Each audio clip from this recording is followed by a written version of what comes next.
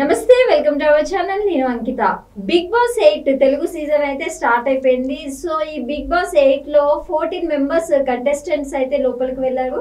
ఈసారి చూసుకుంటే ఈక్వల్ గా వెళ్ళారు. అంటే ఇప్పుడు లేడీస్ లో వచ్చేసి 7 మెంబర్స్ అండ్ జెంట్స్ లో వచ్చేసి 7 మెంబర్స్ అయితే వెళ్ళారు. సో ఈ 14 మెంబర్స్ లో అందరికి ఒక్కొక్కరికి ఒక్కొక్క ఒపీనియన్ అయితే బాగా ఉంటుంది. అంటే కొంతమందికి ఒక్కొక్కరు ఫ్యాన్ కావచ్చు. అయితే సోషల్ మీడియాలో ఇంకా వన్ డే కూడా కాకముందే విష్ణుప్రియ మీద చాలా ట్రోల్స్ అయితే వస్తున్నాయి. ఆదిత్య, అసలు విష్ణుప్రియ మీద ఎందుకు ట్రోల్స్ వస్తున్నాయి? ఎందుకంటే 14 మెంబర్స్ కంటెస్టెంట్లు ఉండగా విష్ణుప్రియనే ఎందుకు ట్రోల్ చేస్తున్నారు అంటే?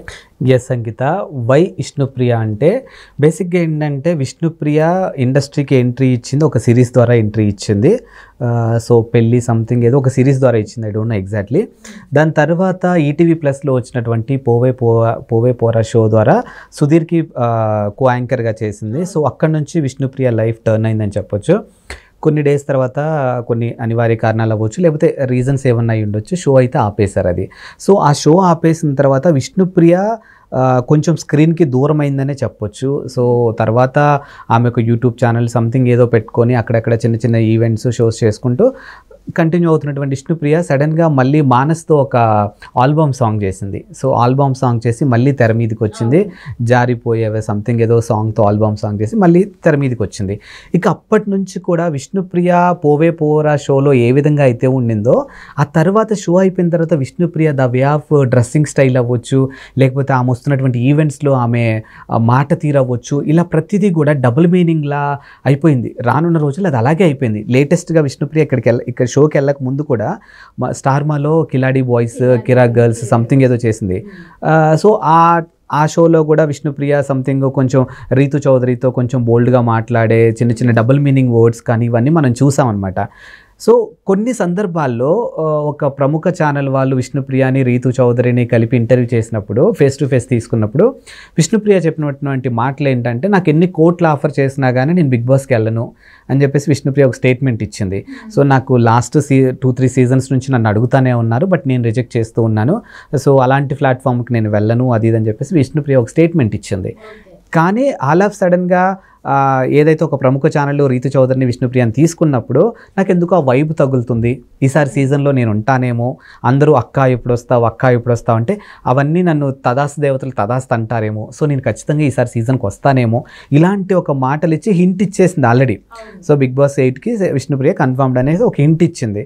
సో మొత్తానికైతే వచ్చింది. సో ఇప్పుడు జనరల్గా ఏంటి, ఆమె ఎక్కడో బయట అనలేదు, కొన్ని కెమెరాల ముందు కొన్ని వీడియోలలో చెప్పిన ఫుటేజ్లు ఆల్రెడీ సోషల్ మీడియా వేదికగా ఉన్నాయి. అమ్మ మరి నువ్వు కొన్ని కోట్లు ఆఫర్ చేసినా రానన్నావు కదా, మరి ఇప్పుడు ఎన్ని కోట్లు ఇచ్చారు నీకు, నువ్వు ఎలా వచ్చావు బిగ్ బాస్కి, ఇలాంటి ఒక క్వశ్చన్స్ అయితే ఇలాంటి అయితే కొన్ని జరుగుతున్నాయి.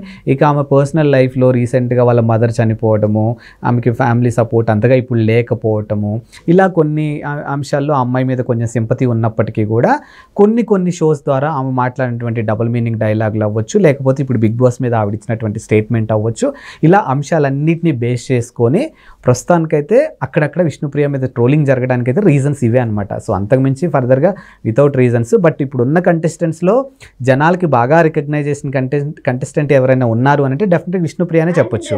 నిన్న కూడా వాళ్ళు హౌస్ లోపలికి ఎంటర్ అవ్వగానే వాళ్ళకి కొన్ని గేమ్స్ అయితే కండక్ట్ చేశారు. సో అప్పుడు అనిల్ రావుపూడి వచ్చినప్పుడు ఒక గేమ్ అయితే బాల్స్ పెట్టి దాన్ని ఊదాలి అనమాట, గాలి ఊది దాని హోల్లోకి పడాలి.